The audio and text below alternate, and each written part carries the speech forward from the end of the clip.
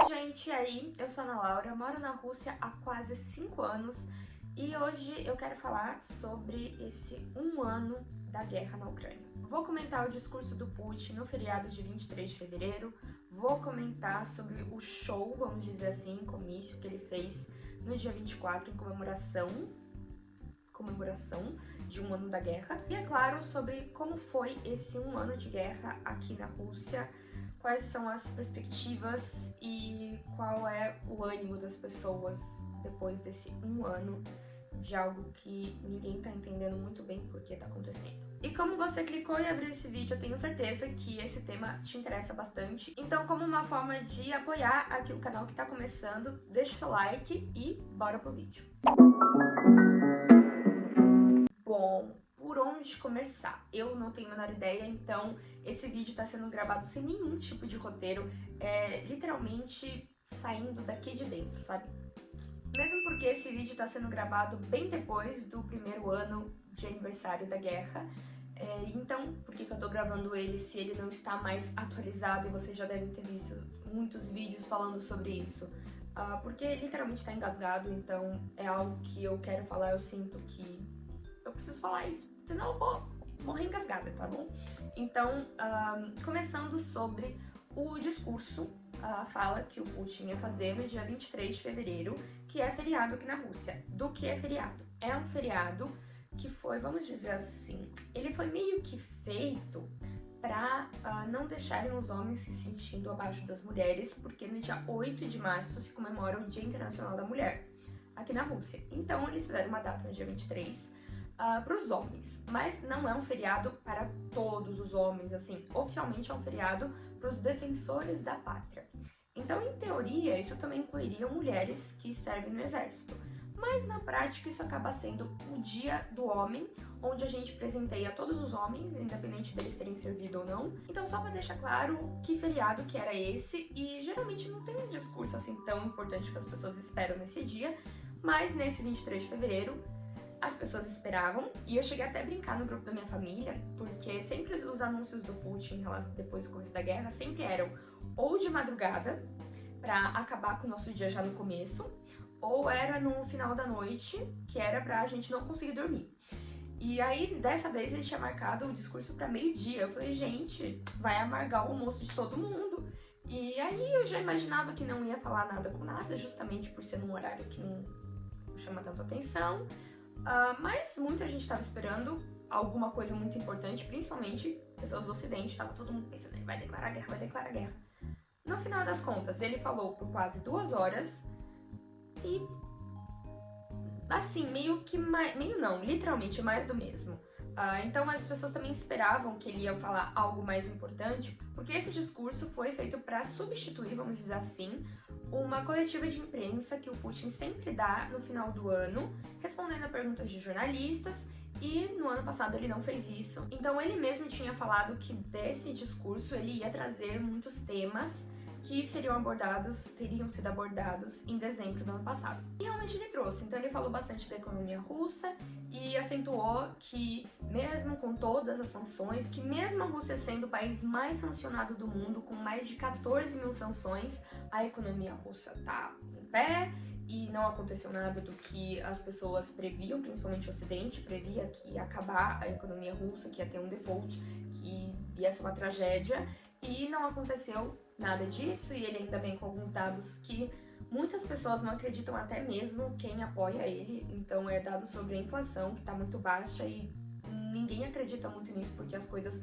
encareceram muito, tudo encareceu muito.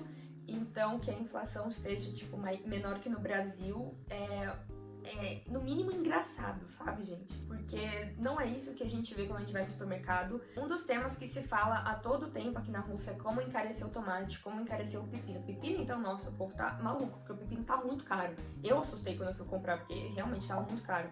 E vários outros itens que começaram a encarecer, como, por exemplo, absorvente, que encareceu muito. E os únicos absorventes baratos, vamos dizer assim, que ainda restam, são absorventes que vieram da China, que antes não se vendia aqui na Rússia e passaram a vender. E assim, eu não uso absorvente, mas eu fiquei com muita vontade de comprar o absorvente que eu vi chinês, porque ele era desse tamanho, assim, gente. sendo que os absorventes normais vendem um paquete assim, desse tamanho. Então eu fiquei, gente, será que, né, dá certo esse negócio? Mas por outras questões aí eu acabo não usando. Mas assim, no geral foi uma coisa que encareceu muito o produto de beleza. De beleza eu digo não só pra pintar o cabelo, mas shampoo mesmo, sabonete, um creme pra passar depois de barbear, essas coisas, sabe? Acabou encarecendo muito. Outra coisa que aconteceu bastante com os produtos derivados do leite é que antes, por exemplo, vendia 1 litro de leite. Aí agora começaram a vender 1 quilo de leite. Então é uma forma de vender menos leite pelo mesmo preço. Ou a manteiga, que antes vendia 200 gramas, está vendendo 195 pelo mesmo preço, ou só um pouquinho mais caro, mas com menos produto. Isso é uma coisa que tem acontecido muito aqui na Rússia. Mas se você escutar o discurso do Putin, você vai achar que a economia da Rússia está bombando e que vai ter um crescimento, sabe? Assim, nossa, é o único país do mundo que está crescendo nesse momento. O que nem as pessoas que apoiam, assim, claro que quem é apoiador cego vai acreditar em tudo que ele tá falando, mas as pessoas que têm um pouquinho mais de, vamos dizer, noção do que tá acontecendo ao seu redor, percebem que não tá essa maravilha toda que ele pintou no discurso, não. Mas uma coisa que eu achei interessante é que os russos mesmo não estavam tão preocupados com esse discurso do Putin como eu vi as pessoas falando disso no Ocidente o tempo inteiro. A mídia ocidental o tempo todo falando, vai ser um grande discurso, ele vai declarar guerra. Uma coisa assim aterrorizante, e os russos estavam, tô nem aí, tô aqui no almoço, só, tipo, vendo as minhas coisas no celular. A notícia que o Putin tá falando, deixa ele falar, depois eu vejo o resumo. Mais ou menos isso, sabe? Então, foi algo que eu percebi que mais o Ocidente ficou falando. Sobre o show que aconteceu, show comício, né? Eu acho que seria comício, que eu tô acostumada que quando tem gente cantando e no estádio é show. Mas foi meio que um comício, onde estavam presentes artistas, militares que guerrearam. Um fez, aliás, muito bonito, um cara muito bonito mesmo, fez um rap, vamos dizer assim, em homenagem à guerra. E é bem interessante porque se você pegar a letra, você consegue encaixar pra qualquer lado de qualquer guerra, né?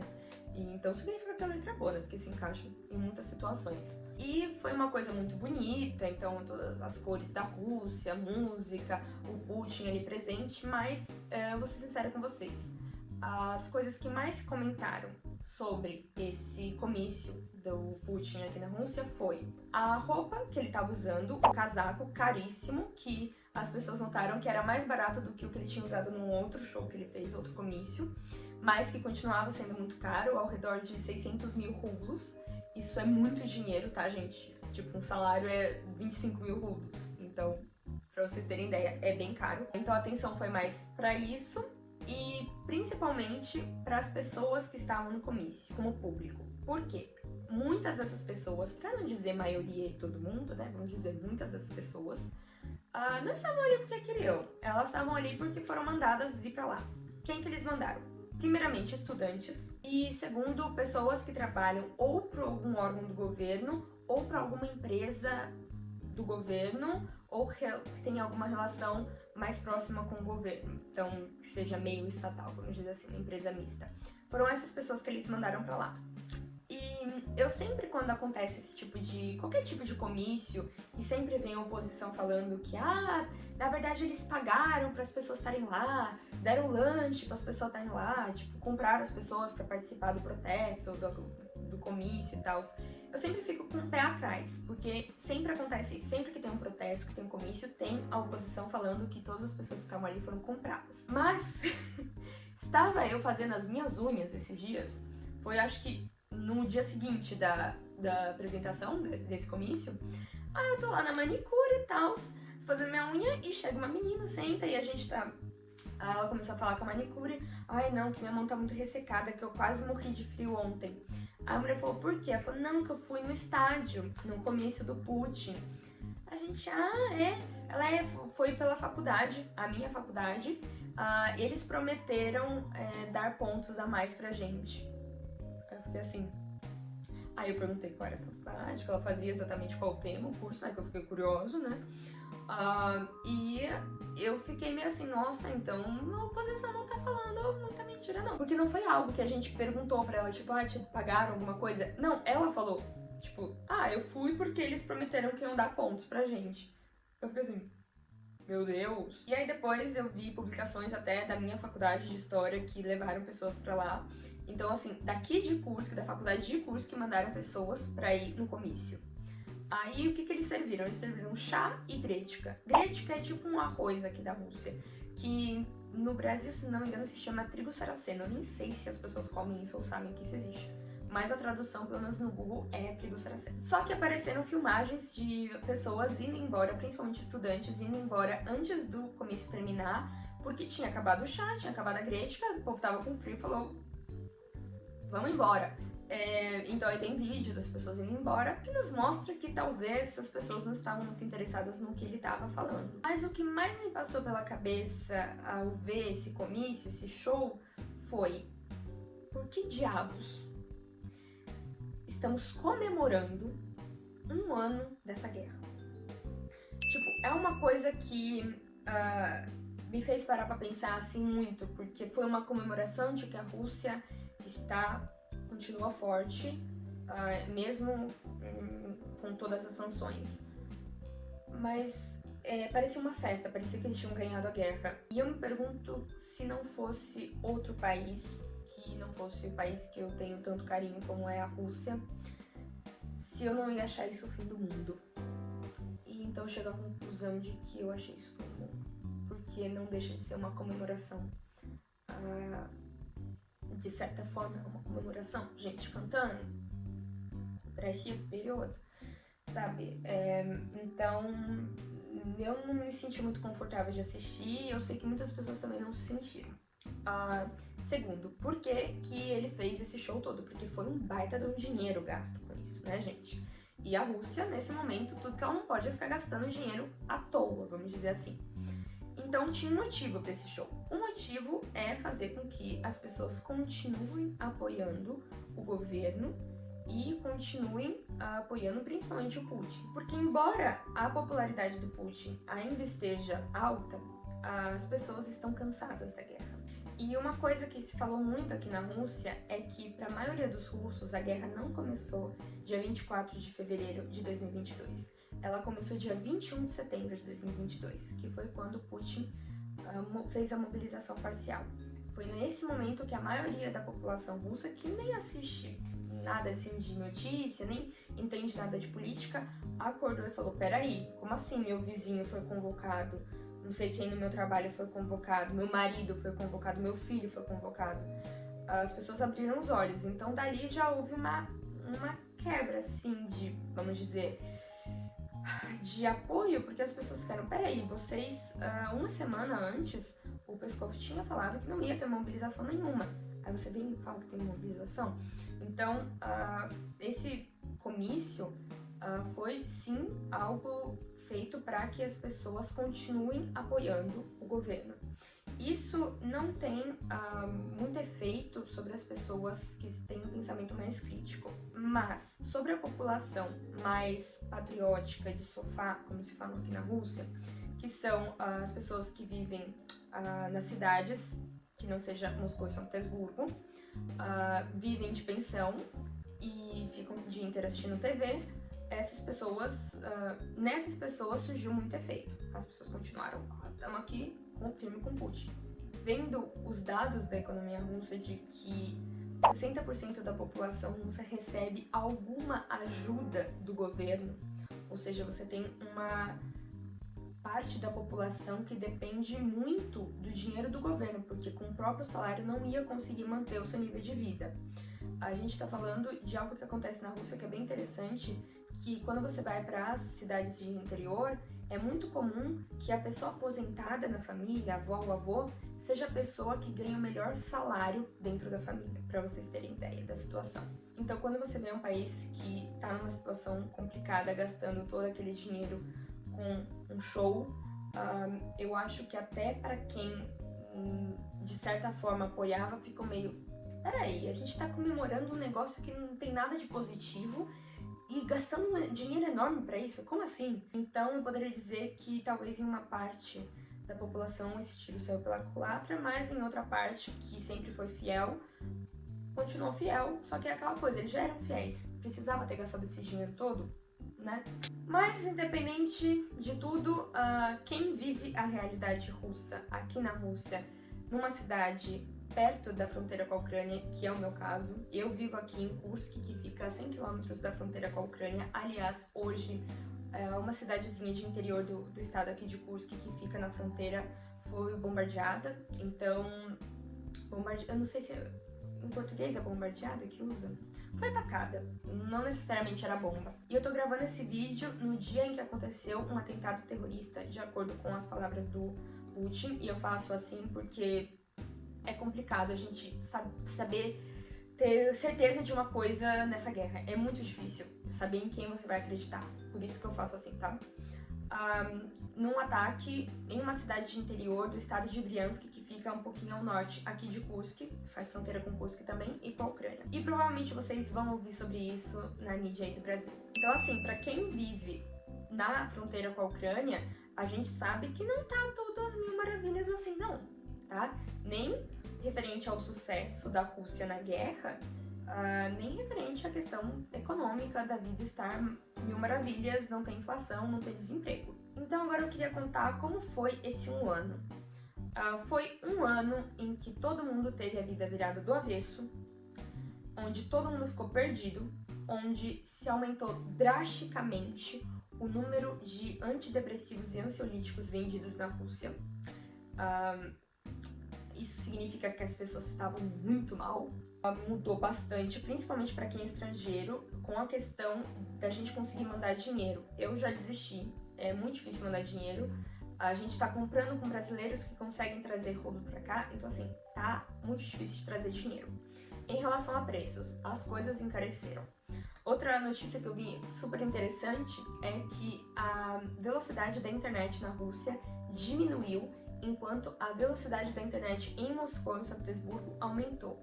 Por quê? Porque está faltando peças para ter energia, né? Para ter Wi-Fi e internet. Então eles estão concentrando todos esses aparatos em Moscou e em São Petersburgo, porque são os grandes centros e é onde geralmente vai ter algum tipo de manifestação se as coisas derem errado. E também é a vitrine das operadoras de celular. Então, se ela não funciona bem em Moscou, as pessoas vão achar que essa operadora é ruim e não vão pagar essa operadora em outras regiões. Então, eles estão concentrando tudo em Moscou, o que fez a velocidade da internet lá subir e a velocidade da internet do resto da Rússia diminuir. Eu senti isso, tá bom? As coisas realmente estão demorando mais para carregar. Não chega a ser algo muito trágico, mas é algo notável, que a gente consegue perceber. Outra coisa que encareceu bastante foram as contas de água, luz e calefação, algo que pegou muitas pessoas não preparadas para isso, principalmente a população mais pobre e que vive de pensão ou de alguma ajuda do Estado. Mas o Putin prometeu que a partir do ano que vem vai ter um aumento de 18% nas pensões, então que pelo menos isso gera algum efeito, embora eu duvido, porque tem a questão da inflação desse ano, então assim, não sabemos de nada. Desde que começou essa guerra, a gente está numa situação em que a gente não tem menor ideia do que vai acontecer amanhã. A gente não está conseguindo planejar nada. Então, as pessoas que não leem notícias, elas conseguem se planejar. Eu vou entrar na tal faculdade, eu vou comprar uma casa, eu vou comprar um carro, vou fazer alguma coisa da minha vida. Mas quem lê notícia não consegue se preparar para absolutamente nada, porque é um nervosismo o tempo todo de você não saber o que vai acontecer amanhã e de não saber, você não poder contar que você vai estar ganhando mesmo, se o seu dinheiro vai estar valendo a mesma coisa daqui 6 meses, daqui 1 ano, e uma incerteza se a guerra vai terminar, se você vai conseguir viajar, sabe? Sem perspectiva nenhuma. E outra coisa que eu acho que piorou durante essa guerra foi a sensação de censura. Por quê? Porque antes, por exemplo, você tinha a lei anti-gay, que você não podia falar sobre LGBT ou simplesmente mostrar a bandeira do arco-íris perto de menores de idade. Agora, essa lei se estendeu para maiores de idade também. ou seja, não pode falar sobre gay de forma alguma. Claro que na prática continuam tendo clubes gays em Moscou, eles continuam sendo frequentados, mas a gente foi vendo limitação para usar palavras, embora o próprio presidente já usa a palavra guerra, então muitas pessoas já se sentem um pouco mais confortáveis de usar essa palavra, mas todo mundo que vai dar alguma entrevista ou que você vai falar num lugar mais sério, mais perto de um policial, por exemplo, você jamais vai usar essa palavra. Então a gente começou a ter uma autocensura muito grande. Então, quando você vai, por exemplo, dar um like numa publicação no VK, que é o Facebook russo, é muito interessante, mas eu sempre pensa, e se não é legal eu dar um like nessa publicação, sabe? Alguma coisa falando sobre política, criticando o governo, ou alguma decisão, um meme que seja, a gente fica, peraí, dou um like ou não dou, sabe? Só de você ter esse pensamento de que talvez eu não deveria fazer isso, ou de você começar a trocar palavras, essa autocensura, primeiro, que vai matando a gente de nervo, e segundo, que eu não acho que traga algo muito positivo. Sem contar de que é uma censura que vem do Estado também, não tem como a gente dizer que não tem. E ninguém gosta de viver sob a censura de um Estado, apenas se você concorda com ele. Então, se você não concorda com ele, que seja em uma coisinha pequenininha, você já começa a se autocensurar. Então, isso é algo que eu acho que piorou bastante na Rússia depois da guerra. E como eu falei pra vocês, a gente não tem perspectiva nenhuma de futuro do que vai ser amanhã. Então, eu queria fazer um vídeo dizendo, um ano de guerra, o que será agora? O que vai acontecer? E trazer aqui um prognóstico muito acertado. E ninguém tem esse prognóstico. O máximo que eu posso trazer com um pouquinho mais de certeza, vamos dizer assim, é que nesse momento nem Rússia nem Ucrânia querem assinar a paz, por mais que estão começando a dar alguns passos para sentar na mesa e conversar. Mas, na realidade, se sair alguma coisa, se sair algum tratado de paz ou de cessar-fogo, que de paz jamais vai acontecer, provavelmente eles vão negociar um cessar-fogo, tenham certeza que ele é totalmente temporário. Porque, tanto para a Ucrânia quanto para a Rússia, é interessante que tenha um cessar-fogo. Tanto para a Ucrânia receber os tanques e os armamentos da OTAN, e ter tempo de treinar os seus militares, tanto da Rússia de poder se capacitar melhor, porque a Rússia tampouco está lutando no seu melhor, vamos dizer, modo. A gente sabe muito bem disso. Então, essa guerra acabou sendo um baque muito grande para a reputação da Rússia, que antes dessa guerra era tida como o segundo maior exército do mundo, o exército mais temido, e agora eles estão numa guerra que chega a ser vergonhosa do Estado russo, partindo-se do ponto que eles não estão tendo nenhum sucesso. Então, também seria interessante para a Rússia um cessar-fogo para ter tempo ali de mudar sua estratégia, se preparar mais, talvez mudar a economia do país para uma economia de guerra, que é algo que muitas pessoas têm falado que provavelmente vai acontecer na Rússia. Tanto pessoas de oposição como pessoas que apoiam o governo acham que provavelmente é isso que vai acontecer. Então, o cessar-fogo seria bem-vindo para que ambos os lados se preparassem para depois recomeçarem as hostilidades. Então, eu não acredito que vá ter um tratado de paz, pelo menos não esse ano. Eu não acredito que vai ser algo além de um cessar-fogo temporário para os dois lados se prepararem para uma guerra de verdade, vamos dizer assim. Isso é muito triste. Isso é mais triste ainda porque eu acho que em nenhum cenário a Rússia sai ganhando. A população russa sai ganhando. Então, mesmo se a Rússia ganhar essa guerra, mesmo se a Rússia anexar a Ucrânia inteira, a Rússia não sai ganhando economicamente. A população russa não sai ganhando. Então, eu não vejo nenhuma saída em que começar essa guerra tenha sido bom para a Rússia. Mesmo entendendo o lado russo em relação à OTAN, mesmo sendo muito crítica à OTAN, eu sempre fui muito crítica a essa hegemonia dos Estados Unidos no mundo, de querer ser o policial do mundo, ditar as regras para o mundo inteiro, para todas as culturas. Mas essa guerra não tem como a gente dizer que é positivo, que vai trazer algo de bom para a Rússia. Então, a gente tem que tentar continuar vivendo mesmo com tudo isso e dar graças a Deus a gente não tá no lugar que tá sendo atacado. Se você se sentiu tocado de alguma forma com o meu vídeo, deixe seu like e seu comentário do que você achou disso tudo, o que mudou pra você aí no Brasil essa guerra, e se inscreva no canal para não perder mais nenhum vídeo aqui da Rússia, e vão ter vídeos mais positivos do que esse, porque a Rússia não é só guerra. Tá bom? Tá longe de ser só guerra. A Rússia é muito mais do que isso, e é um país muito bonito, é uma cultura muito bonita, e que eu vou trazer a beleza da Rússia nesse canal também, mas eu não vou deixar de criticar quando eu achar que algo não tá sendo positivo, não, de forma alguma vai ser positivo para a própria Rússia. E é isso. Mua! Paca, paca.